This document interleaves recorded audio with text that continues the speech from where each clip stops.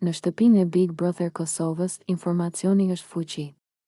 Jo sepse të jep avantazh strategjik, por sepse të vendos përballë zgjedhjeve morale që nuk janë gjithmonë të rehatshme.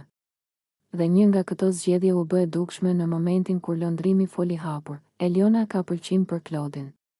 Dhe Klodi, siç dijej tashmë, ka një vajzë jashtë. Pyetja që lëndrimi ngriti nuk ishte thjesht për ndjenjat. Ishte për etikën. Ti që e di këtë, ishte thelbi i fjalës së tij, pse I shkon për mbrapa. Kjo fjali nuk ishte akuzë direkte. Ishte thirrje për reflektim. Sepse në Big Brother, të dish diçka dhe të sillesh sikur nuk e di, është zgjedhje. Eliona nuk e kishte fshehur që ndjente diçka. Ajo nuk e kishte dramatizuar, por as mohuar.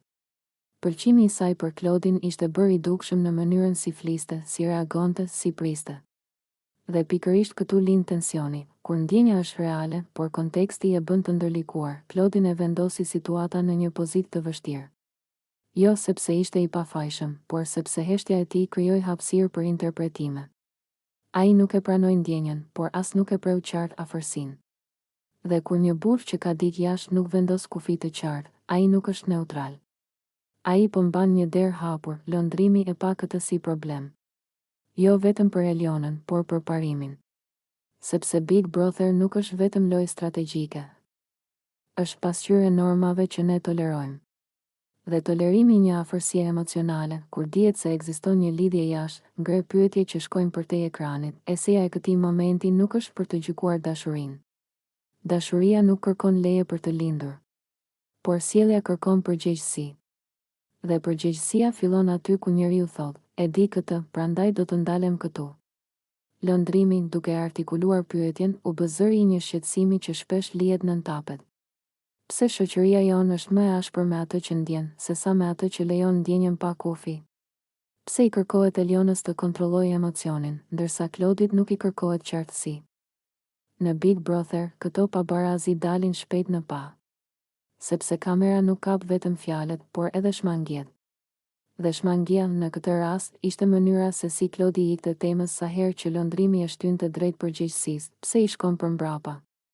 Nuk ishte pyetje për Elionën. Ishte për Klodin.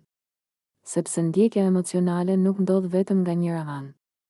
Ajo ushqehet nga sinjale, nga qëndrime të paqarta, nga mungesa e një jo, jetë të fortë. Eliona, në këtë histori, nuk ishte manipuluese. Ajo ishte e sinqertë me ndjenjen e saj. Dhe shpesh, shoqëria e ndëshkon më fort sinqeritetin se sa dy kuptimsinë. Por sinqeriteti pa kufi, kur tjetri është I përfshirë diku tjetër. Kthehet në dhimbje. Eseja nafton të ndalemi te koncepti I pëlqimit të papërgjigjur. Pëlqimi nuk është faj. Por vazhdimi I afërsisë, kur dihet se nuk mund të ketë përgjigje të ndershme, është zgjedhje. Dhe zgjedhjet kanë pasoja. Big Brother Kosova e vendos këtë dramë në një skenë publike, por situata është universale.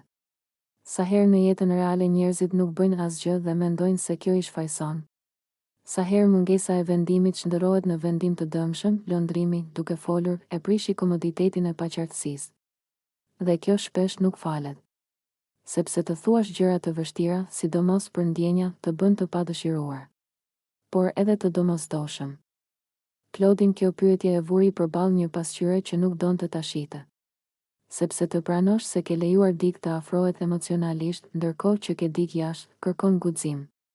Kërkon të pranosh se ke gabuar, jo me veprim, por me mos veprim. Eliona, nga ana tjetër, mbeti mes dy realiteteve, ndjenjes së saj dhe murit që nuk po ndërtohej qartë nga ana tjetër. Dhe kjo është pozita më e lodhshme për një njeri, të presësh jo për dashuri, por për qartësi. Në fund, kjo histori nuk është për trekëndësh. Është për kufi. Për faktin se ndjenjat nuk janë të gabuara, por menaxhimi I tyre është përgjegjësi. Dhe nëse e di se dikush ka një lidhje jashtë, detyrimi yt nuk është të mos ndjesh, por të mos ushqesh atë që nuk mund të rritet drejt. Big Brother Kosova e tregoi edhe një herë se drama më e fortë nuk vjen nga britmat, por nga pyetjet që nuk marrin përgjigje.